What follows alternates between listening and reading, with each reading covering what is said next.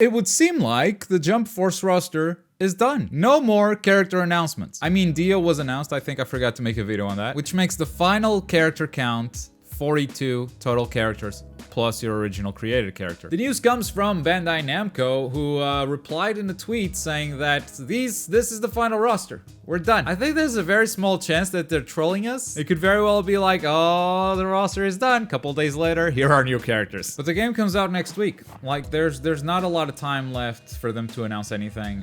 If they didn't announce anything yesterday at the Xbox event, this is it. The game comes out on Tuesday for those who bought the Ultimate Edition. Before that, the press is gonna get their hands on a review copy. Now, granted, the review copy could have extra characters and then be under embargo, so they couldn't really reveal any new characters. The press can say anything even if they saw something new.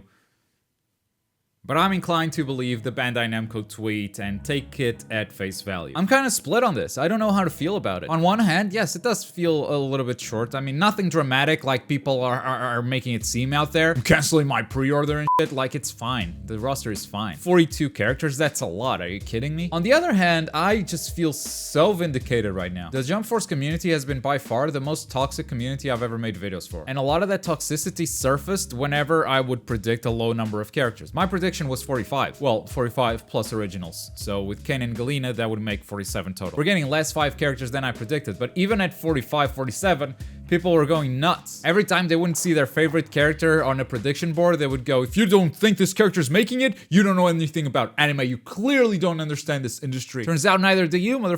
So on one hand, I do feel vindicated because those guys. On the other hand, if we had more characters, wouldn't that just be better for everyone? So I find it hard to be fully happy that those guys are getting fucked. Don't take me wrong. I'm definitely happy those guys are getting fucked. My final roster prediction looked like this. Granted, I only predicted the final 12 characters, and out of the 12, 5 of them didn't make it because the roster shut down. And you know what? I'm not mad at all at this prediction.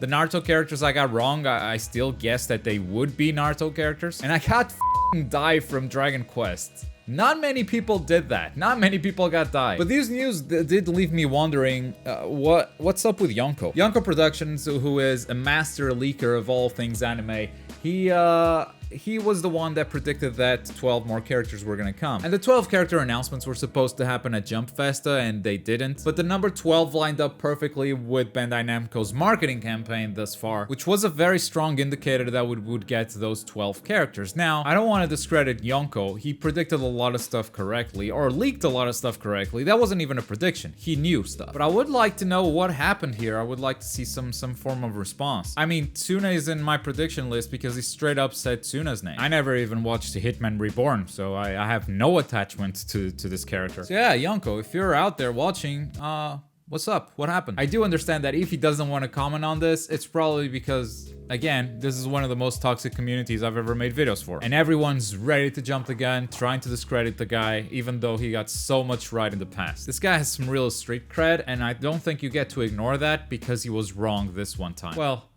it wasn't just this one time. But he's been right more than he's been wrong. Also, I just want to say, people are putting too much importance in this roster. Just like Dragon Ball Xenoverse, most people are just gonna log in, create their own character, and never play anything else. Everyone's acting like this is such a big deal because everyone's thinking about J-Stars and how that game worked. You went in, you picked a character, you fought as that character. This is not the case in Jump Force. You create your own character and customize it. Most of the time you will spend in game will be with your own created character. So not having Gintoki or Toriko in the game, is it really that important? I mean, how long were you gonna spend playing those characters? Most likely, you were just gonna play your own original, created character. So yeah, at the end of the day, the roster is fine. And I, for one, am kinda happy that we don't have to talk about the speculation stuff anymore. Oh wait, there's still the DLC. Ah, fuck. Anyway, that's it. The roster is done. I think they played it safe in a lot of places. The roster ended up being a little bit boring, but then they also made some interesting choices. For example, Naruto.